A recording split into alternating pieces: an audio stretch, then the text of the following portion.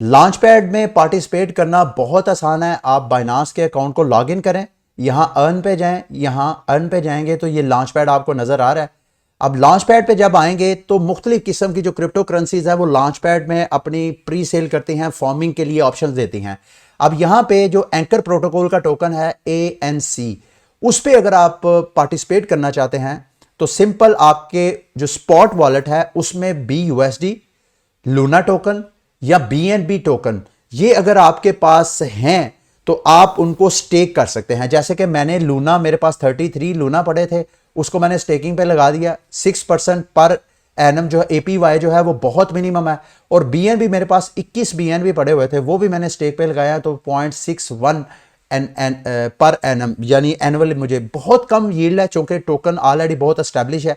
जो नए नए टोकन लॉन्च होते हैं जैसे कि ये लॉन्च पैड है, लॉन्च पैड में ये मेरा ख्याल है ऑलरेडी फिनिश हो चुका है। तो सिंपल आपने अपने जो स्पॉट वॉलेट है उसमें वो फंड्स लेके आने। कौन से फंड्स लेके आने? जिस लॉन्च पैड में आप पार्टिसिपेट कर रहे हैं पहले ये देखें कि उसमें कौन कौन से टोकन जो है वो सपोर्ट करते हैं। वो टोकन आप अपने स्पॉट वॉलेट में रखें और उसके बाद स्टेकिंग पे जाएं और स्टेक करें और उस पर आपको रिवॉर्ड मिलेगा। सुहेब भाई, स्कैल्पिंग के ऊपर मैं ऑलरेडी वीडियो बना चुका हूं और स्कैल्पिंग स्पेशली उनको सूट करती है जो कि फ्यूचर ट्रेडिंग वगैरह करते हैं, जो लेवरेज लेके ट्रेडिंग करती है, जो कि मैं रिकमेंड नहीं करता। और दूसरा, आपने सैंडबॉक्स में हाईएस्ट प्राइस पे बाय किया हुआ है तो सैंडबॉक्स एक छोटा प्रोजेक्ट नहीं है। मेरा ख्याल ये है कि आने वाले वक्तों में सैंडबॉक्स का जो टोकन है सैंड, उसकी प्राइस जो है वो ऊपर लाजमी जाएगी। अब अगर आप इस वक्त सेल आउट करेंगे तो आपको नुकसान होगा, और अगर प्राइस जो है वापस नीचे डिप में नहीं जाती है तो आपने ज़रूर नुकसान करना है। आपने कौन सा लेवरेज लेके ट्रेडिंग की है? अगर तो आपने स्पॉट ट्रेडिंग की है तो आप होल्ड करें, आप होल्ड करें, लाजमी इसकी प्राइस जो है वो ऊपर जानी चाहिए। जैसे मैंने आपको इस वीडियो के स्टार्ट में बताया कि मेटावर्स का जो आने वाले वक्तों में ट्रेंड बनेगा, तो ट्रेंड बनेगा तो जाहिर बात है इनकी प्राइसेस जो है क्रिप्टो करेंसीज की, जो मेटावर्स की क्रिप्टो करेंसीज है उनकी प्राइसेस ऊपर जाएंगी तो आपकी भी जाएंगी। इसको 1 महीना भी लग सकता है, एक क्वार्टर भी लग सकता है, 6 माह भी लग सकते हैं, 1 साल, 2 साल, 3 साल भी लग सकते हैं क्रिप्टो करेंसी में। इसी वजह से मैं कहता हूं कि आप वो पैसा इन्वेस्ट किया करें जिसकी आपको ज़रूरत ना हो। आपने जितनी भी बड़ी इन्वेस्टमेंट की है अब आपको इंतज़ार करना पड़ेगा। मुजम्मिल साहब, ऐसा है कि कुछ मार्केट की क्रिप्टो करेंसीज ऐसी हैं जिसकी जो ट्रांजैक्शंस हैं वो इतनी प्राइवेसी वाली होती हैं कि उसको ट्रेस करना मुमकिन नहीं है। और दूसरा, ये जो जैसे बिटकॉइन, इथेरियम, इस तरह की जो पॉपुलर पब्लिक ब्लॉकचेन्स हैं, उन ब्लॉकचेन्स की ट्रांजैक्शन, ये बात आपकी बिल्कुल सही है कि अगर हमारी एजेंसीज जो हैं उनके पास ऐसे टूल्स हों और स्किल्ड स्टाफ हो तो उसको ट्रेस आउट करना इतना कोई मुश्किल नहीं है। लेकिन उसके अंदर भी जो हैकर्स हैं, स्कैमर्स हैं, उनका एक अपना पैटर्न है जिस पैटर्न के ज़रिए वो अपनी ट्रांजैक्शन को, अपनी आइडेंटिटी को छुपा सकते हैं। वो मैं तरीका के साथ नहीं शेयर कर सकता सैडली, क्योंकि मैं अगर करूँगा तो बहुत से नेगेटिव माइंड के लोग मेरी इस इंफॉर्मेशन को यूज़ करते हुए मज़ीद अपने आप को सिक्योर कर सकते हैं, जो कि मैं नहीं चाहता। और रही बात, आपने ये कहा कि practically by tracing some funds, भाई मैं जैसे मैंने आपको कहा कि अच्छा, मुझे इस हवाले से कोई ऐसी कोई एक्सपर्टीज़ नहीं है, ना ही मेरे पास ऐसे कोई टूल्स हैं जो कि मैं आपको प्रैक्टिकल करके दिखाऊं। लेकिन ये मैं आपको बता सकता हूं, ये बात आपकी बिल्कुल सही है कि कुछ ऐसी क्रिप्टो करेंसीज हैं जिसका मैं नाम भी नहीं आपको बताऊंगा, वो बहुत पॉपुलर भी हैं। और आने वाले वक्तों में जिन जिन लोगों ने उस पर इन्वेस्टमेंट किया वो रिस्की है, क्योंकि आने वाले वक्तों में जैसे ही कंट्रीज़ ने रेगुलेशन की तरफ जाना है तो सबसे पहले उन क्रिप्टो करेंसीज को उन्होंने बैन करना है। और जब वो बैन करेंगे, एक्सचेंजेस को मजबूर करेंगे उनको डी लिस्ट करें, तो जब वो डी लिस्ट करेंगे तो लोग सरमायाकारी निकालेंगे और जिन लोगों ने उन क्रिप्टो करेंसीज के ऊपर इन्वेस्टमेंट किया उनके पैसे जो हैं वो डंप हो सकते हैं। तो आप कोशिश करें उन क्रिप्टो करेंसीज के ऊपर इन्वेस्टमेंट करें जो कि ट्रांसपेरेंट हो, जो ज़्यादा सिक्योर ना हो, प्राइवेसी ओरिएंटेड ना हो। आप उनके ऊपर इन्वेस्टमेंट करें जो कि ओपन एक पब्लिक ब्लॉकचेन है, जैसे बिटकॉइन है, जैसे इथेरियम है, जैसे दीगर जो लेयर 1 सॉल्यूशंस हैं, Solana, Luna, avalanche, Polkadot, Cardano, ये वो ब्लॉकचेन्स हैं जिसको आसानी से आप ट्रेस आउट कर सकते हैं। जैनुल आबदीन भाई, मैं मेरा ख्याल है कल के बुलेटिन में ऑलरेडी एक्सप्लेन कर चुका हूँ कि जो क्रिप्टो करेंसीज की प्राइसेस हैं वो पीछे मार्केट कैप, जो अभी जो फिलहाल जो हमारा रवाइज तरीका है क्रिप्टो करेंसीज की प्राइसेस को लिस्ट करने का, वो यही है कि जितना पीछे मार्केट कैप होता है उसको सप्लाई के साथ मैनेज किया जाता है। और इसकी जो है बाइंग और सेलिंग से देखें ना, कंप्यूटर क्रिप्टो करेंसीज क्या है, ये एक्चुअली कंप्यूटर एक कोड्स होते हैं, और फॉर एग्जांपल मैं अगर कंप्यूटर इंजीनियर हूँ, मुझे क्रिप्टोग्राफी का पता है, तो मैं भी कोई भी टोकन जो है किसी भी स्मार्ट चेन के ऊपर अपना टोकन लॉन्च करके मार्केट में जितनी मर्जी सप्लाई जो है वो फेंक सकता हूँ। तो सप्लाई फेंकने से उसकी वैल्यू नहीं होती। जब तक जितने मैंने टोकन मार्केट में फेंके हैं उसको बैक करने के लिए मार्केट कैप नहीं डालूंगा।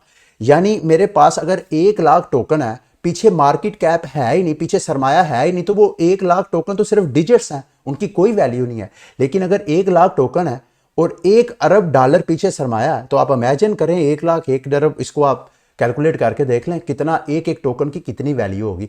तो जो वैल्यू है वो एक्चुअली पीछे जो मार्केट कैप होता है वो डिसाइड करता है, और उसको आपने सप्लाई के साथ मैनेज करना होता है। मोहम्मद अली साहब, मैंने होराइजन ज़ेन कोइन में कोई इन्वेस्टमेंट नहीं किया, लेकिन मैंने स्टडी किया है, बड़ा स्ट्रॉन्ग प्रोजेक्ट मुझे लगा है। और फैंटम के बारे में तो ऑलरेडी मैं डिस्कस कर चुका हूं। ये दोनों प्रोजेक्ट बड़े स्ट्रॉन्ग प्रोजेक्ट हैं। मेरे पास फिलहाल तो कोई मजीद सरमायाकारी करने के लिए पैसे भी नहीं है, और ना ही मेरा कोई फिलहाल इंटरेस्ट है। अगर होता तो मैं होराइजन ज़ेन कोइन में लाजमी थोड़ा बहुत इन्वेस्ट करता, क्योंकि मैं इसको स्टडी कर रहा था। होराइजन, बल्कि मुझे इजाज़त दे मैं इसको सर्च करता हूँ। होराइजन, इनकी जो टोटल सप्लाई है बिटकॉइन की तरह 21 मिलियन इन्होंने कहा है टोटल सप्लाई। तो इस वक्त जो सर्कुलेटिंग सप्लाई है 11 मिलियन ऑलरेडी है। तो इसका मतलब यह है कि अगर ये भी मोमेंटम, ये अलग से एक ब्लॉकचेन है, जैसे इथेरियम एक ब्लॉकचेन है, जैसे सोलाना एक ब्लॉकचेन है, इस तरह ये एक अलग से एक ब्लॉकचेन है जो कि मैं इसका देख रहा था। इनका जो फुली डिल्यूटेड मार्केट कैप है वो $1 बिलियन तक भी नहीं गया। ये एक चीज है जिसको आपने अंडरस्टैंड करना है कि भाई इतना स्ट्रॉन्ग फंडामेंटल्स होने के बावजूद इसकी प्राइस क्यों अभी तक $1 अरब तक भी कैप्चर नहीं कर सकी है। और मैं इसका चार्ट देख रहा था, इसकी प्राइस जो है तकरीबन मेरा ख्याल है $147 तक गई है। और इस वक्त जो आपको इसकी प्राइस नजर आ रही है वो अपने जो पिछले साल की मेरा ख्याल है जो प्राइस थी बिल्कुल उसी रेंज में नजर आ रही है। तो मेरे पास अगर पैसा होता माफ कीजिएगा, तो मैं शायद लाजमी इसमें थोड़ा बहुत रिस्क लेता। मोहम्मद अहमद साहब, ऑलरेडी आप यूट्यूब पे जाएं, वहां पे इल्मे आलिम टिप्स लिखें, जैसे कि ये देखें यहाँ पे इल्मे आलिम टिप्स लिखें, तो सबसे पहली जो बिगनर्स हैं उसके लिए मैं रिकमेंड करूंगा कि वो मेरी ये वीडियो लाजमी देखें, जिसमें मैंने कितनी इन्वेस्टमेंट करनी चाहिए, कौन सा कॉइन खरीदना चाहिए, कब इन्वेस्टमेंट निकालनी चाहिए, इसमें मैंने अपनी एक ओपिनियन का इजहार किया है। मैं आपको जो जितने बिगनर्स हैं उनको रिकमेंड करूंगा वो वीडियो, ये वाली वीडियो लाजमी देखें। खान अली साहब देखें, एक तो ये है कि मैंने आपको ये भी साथ साथ अपडेट करता आ रहा हूं कि यूएसडीटी की जो डोमिनेंस है वो कम से कम होती जा रही है। तो आपके लिए ये बेस्ट अपॉर्चुनिटी है कि आहिस्ता आहिस्ता यूएसडीटी को इस शेडी कंपनी के टेथर कंपनी, जो कि इस वक्त टॉप 3 क्रिप्टो करेंसीज में शामिल होती है, मार्केट कैपिटलाइज देखा जाए मेरा ख्याल है 4th या 5th पे भी होगी, अच्छा खासा सरमाया है। तो इसको आहिस्ता आहिस्ता रिप्लेस करने जा रही है यूएसडीसी और BUSD बाइनांस का जो स्टेबल कॉइन है। तो आने वाले वक्तों में आपको जहां USDT के पेयर्स मिलते हैं, आहिस्ता आहिस्ता आपको USDC के पेयर मिलना शुरू हो जाएंगे। जब वो पेयर आपको मिलना शुरू हो जाएंगे उस वक्त तक, और कोशिश करें आप देखें USDT आपकी मजबूरी है कि आपने जब ट्रेडिंग करनी है, आपका पेयर है USDT में, तो उस वक्त आप आर्जी तौर पे USDT बाय करके फौरन आप ट्रेडिंग कर लें। लेकिन अगर आपने लॉन्ग टर्म सेविंग करनी है तो उसके लिए आपको मैंने रिकमेंड किया कि आपने USDT यूज नहीं करना। फॉर एग्जांपल, अगर आपने बिटकॉइन में इन्वेस्टमेंट करनी है, P2P से पाकिस्तानी किसी बंदे से आप USDT बाय करें, फौरन जो कॉइन आपने बाय करना है BTC, फौरन कॉइन बाय करके BTC तो रख लें। तो जब कभी टाइम गुजर जाएगा, जब कभी आपने विड्रॉ लेना होगा, तो अगर तो उस वक्त भी सिर्फ आपके पास USDT ही की ऑप्शन है, तो फिर फौरन उसको कन्वर्ट करें USDT में और फौरन P2P पे आप उसको पाकिस्तानी करेंसी में एक्सचेंज कर लें। लेकिन जरूरी नहीं आपने USDT दे के BTC लिया है तो आपने विड्रॉ उसको ट्रेड भी दोबारा USDT में करना। आप बाद में उसको BUSD में भी कर सकते हैं ट्रेड, बाद में उसको आप BUSD में भी कर सकते हैं, बाद में आप किसी और क्रिप्टो करेंसी में भी आप कर सकते हैं, इवन BTC इथेरियम कर सकते हैं, BTC BNB कर सकते हैं। ये कोई शर्त नहीं है कि जिस कॉइन को दे के आपने BTC लिया है उसी कॉइन में आप दोबारा ट्रेड करेंगे, ठीक है। इस उम्मीद करता हूं कि इस हवाले से बहुत से लोग क्वेश्चन करते हैं, उन सबको इस मेरी इंफॉर्मेशन से समझ आ गई होगी। अरसलान साहब, गाला भी एक तरह का गेमिंग प्रोजेक्ट है, जिसके ऊपर एक तरह का ये इकोसिस्टम है गेमिंग का। तो मेरी अपनी तो कोई इसमें इन्वेस्टमेंट नहीं है, लेकिन प्रोजेक्ट मुझे अच्छा लगा है। ये देखें, इनका जो टोटल मार्केट कैप है 2.2 बिलियन है और $11 बिलियन इनका फुल्ली डिल्यूटेड मार्केट कैप है। यानी इस प्रोजेक्ट के ऊपर एक वक्त में $11 अरब की सरमायाकारी भी थी। तो बड़ा स्ट्रॉन्ग प्रोजेक्ट है। मेटावर्स का ट्रेंड तो ऑलरेडी है, मेरी इसमें इन्वेस्टमेंट नहीं है और ना ही मैं आपको कोई फाइनेंशियल एडवाइस दूंगा। फंडामेंटल इसके स्ट्रॉन्ग है अभी तक जब मैं वीडियो बना रहा हूं। आने वाले वक्तों में क्या होता है या क्या मज़ीद डेवलप होता है या मज़ीद इसमें कोई प्रॉब्लम आ सकती है, इसके बारे में मुझे पता नहीं है। इस वजह से मैं आपको कोई सजेशन नहीं दे सकता। अगर आपने इन्वेस्टमेंट की है मेटावर्स का, चूंकि एक ट्रेंड बन रहा है अभी, तो आप इसमें मज़ीद लॉन्ग टर्म होल्डिंग कर सकते हैं, लेकिन साथ साथ मार्केट को भी आपने वॉच करते रहना है। नासिर साहब, मैं इस गेम को स्टडी कर रहा था पेजेक्सी कॉइन मार्केट कैप में, मैंने जाके देखा है एक तो पॉलीगॉन के ऊपर ये गेम है, इसका मतलब है कि ट्रांजैक्शन फीस जो है वो काफ़ी ज़्यादा कम है। मार्केट कैप, मुझे इनका जो डिल्यूटेड मार्केट कैप है वो 832 मिलियन तक गया है। तो इसका मतलब यह है कि वेंचर कैपिटलिस्ट ने पहले इन्वेस्टमेंट किया और उसके बाद मार्केट इसको डंप किया, मार्केट से पैसा ये देखें, और एकदम सडन जो है इसकी प्राइस, इससे पैसा जो है वो निकला है, ये देख रहे हैं एट सडन स्पाइक। तो इस तरह के प्रोजेक्ट में मैं तो रिकमेंड नहीं करता मेरे दोस्तों भाइयों, और ना ही इसका कोई ऑडिट रिपोर्ट यहाँ पे नजर आ रही है।